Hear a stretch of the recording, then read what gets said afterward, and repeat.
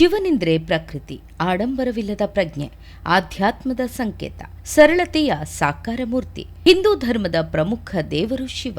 ಸೃಷ್ಟಿ ಸ್ಥಿತಿ ಲಯದ ಕಾರಣಕರ್ತ. ನಿಷ್ಕಲ್ಮಶ ಪ್ರಾಮಾಣಿಕ ಭಕ್ತಿಗೆ ಬೆಣ್ಣೆಯಂತೆ ಕರಗುವ ಮನಸ್ಸು. ದುಷ್ಟರಿಗೆ ರುದ್ರ ರಣಭೈರವ.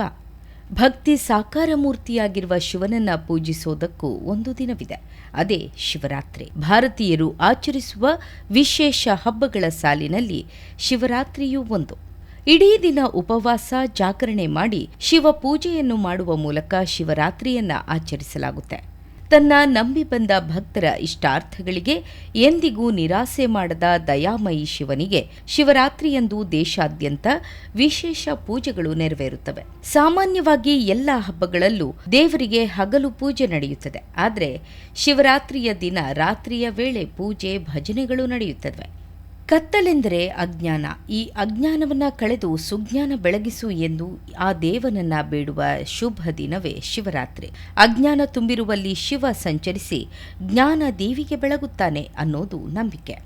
ಶಿವರಾತ್ರಿ ಹಿನ್ನೆಲೆಯಲ್ಲಿ ದಕ್ಷಿಣ ಕನ್ನಡ ಹಾಗೂ ಉಡುಪಿ ಜಿಲ್ಲೆಯ ವಿವಿಧ ಶಿವಾಲಯಗಳಲ್ಲಿ ಭಕ್ತರು ಪೂಜೆಗಳಲ್ಲಿ ತೊಡಗಿಕೊಂಡರು. ಮಂಗಳೂರಿನ ಪುರಾಣ ಪ್ರಸಿದ್ಧ ಪುಣ್ಯಕ್ಷೇತ್ರ ಕದ್ರಿ ಶ್ರೀ ಮಂಜುನಾಥ ಸ್ವಾಮಿ ದೇಗುಲದಲ್ಲಿ ಶಿವರಾತ್ರಿ ಪ್ರಯುಕ್ತ ಸಾವಿರಾರು ಭಕ್ತರು ಮುಂಜಾನೆಯಿಂದಲೇ ಆಗಮಿಸಿ ದೇವರ ದರ್ಶನ ಪಡೆದರು.